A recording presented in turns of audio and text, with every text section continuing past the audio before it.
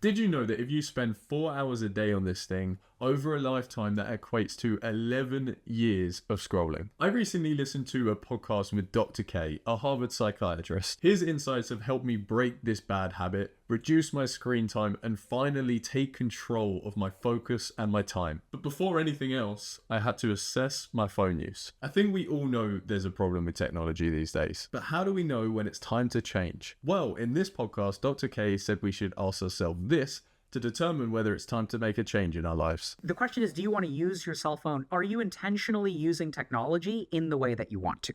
At the end of your day or at the end of your week, if you look back and you look at all of your technology use, are you happy with how that's working? Technology is unavoidable, and in all honesty, I don't really want to get rid of my phone. However, I knew that my relationship with my phone was not healthy. I didn't feel in control of how much I was using my phone, and I didn't feel like I was using it for the right reasons. Often, it was a way to procrastinate, cure my boredom, and sometimes I would be on my phone without even knowing why I picked it up in the first place. Like, how crazy is that they're so intertwined into our lives that we can pick up our phone without really knowing why, and then spend hours on it without even really feeling anything. So these are the questions that I asked myself that made me realize it's time to make a change in my life. Am I happy with how much I use my phone each day? How is using my phone impacting my mood and my thinking? And why do I use my phone? What does it bring to my life? I quickly realized that I was spending too much time on my phone, that it was dysregulating my mood, and actually most of the time I didn't really have a proper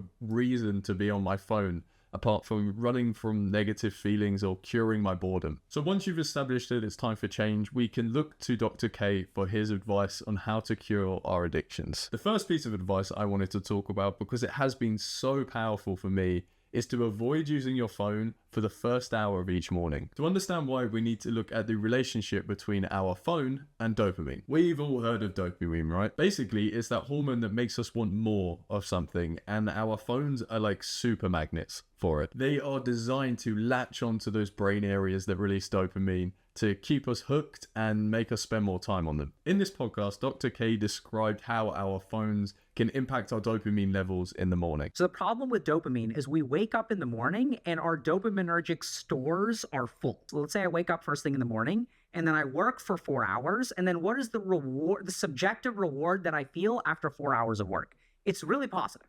Yeah. But if I use technology for the first 4 hours of the day, and then I try to go and do work, you're not going to. You're not going to. So the way that I kind of describe this is, imagine that you have a lemon that is full of juice. Yep. So at the very beginning, when it's full of juice, a small squeeze gets you a lot of juice. But by the end, you have to squeeze a lot to get very little juice.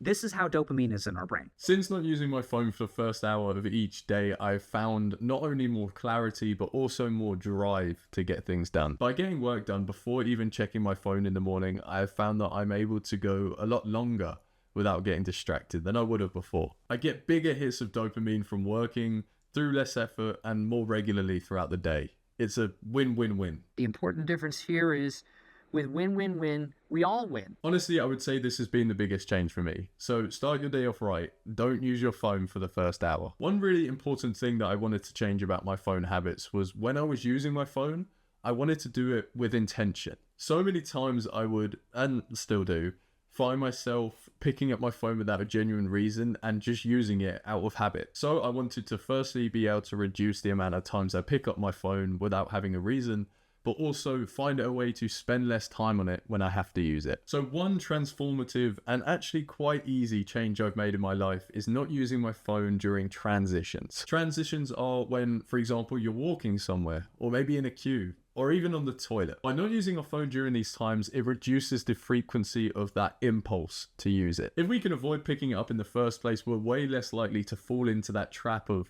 spending hours on TikTok or YouTube. For me, this change has felt like some kind of gradual detox. It's a bit boring and actually at times uncomfortable. I feel like I'm missing something, and that desire to put out my phone is really strong. But over time, I've kind of realized that being bored is okay. I shouldn't have to rely on constant stimulation to get me through my days. And besides, during these transition periods, it's not like I'm looking up at the ceiling with nothing but me and my thoughts. I have found by gradually introducing more situations in which I go without my phone, I have over time reduce that impulse to just pick it up by habit. Plus, when I do go on it, I feel a lot more aware of what I may be signing up for. So then the next step was to move the essentials. I knew there was a place for my phone in my life, but I found I was getting that confused for the things that I could do elsewhere. I would pick up my phone with the good intention of messaging a friend, but then I would find myself an hour later having watched a documentary on sharks. Our phones make it so easy to get sidetracked from our original intentions. So, to get over this, I took the advice from Dr. K and I moved everything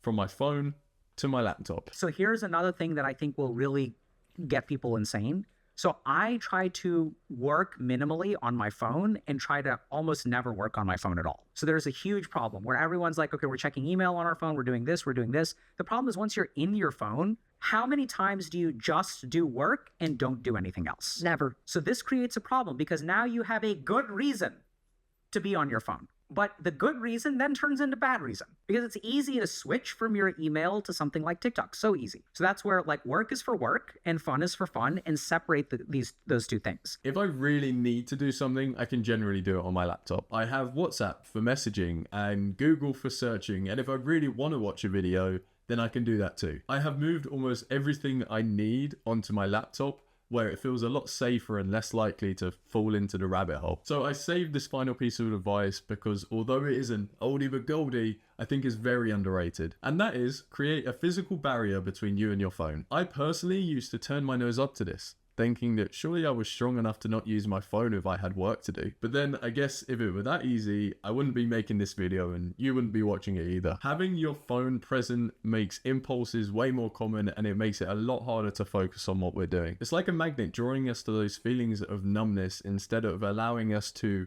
experience the feeling that often comes with important tasks like being bored or even uncomfortable. I personally leave my phone in my drawer and even sometimes in another room, but as long as it's out of sight and out of reach, then that can really help you. So even if I do want to go on my phone, there's like a barrier that I have to overcome to go on it. And that can give me the time to think about whether I really do want to go on it or not. Like I'm not going to walk all the way down the stairs just to watch TikToks. So to summarize, these are the pieces of advice I got from Dr. K that have really helped me tackle this bad habit. No phones during transition times, including on the toilet. Move all the essentials off your phone and onto your laptop, and create a physical barrier between yourself and your phone. These pieces of advice have really helped me take my phone use from habitual to intentional. I am finally taking control of my attention and my time, and it feels great. I used to think that the integration of our phones was just a new way of life, but I realized I didn't really want to live like that. And something that Dr. K said at the end of this podcast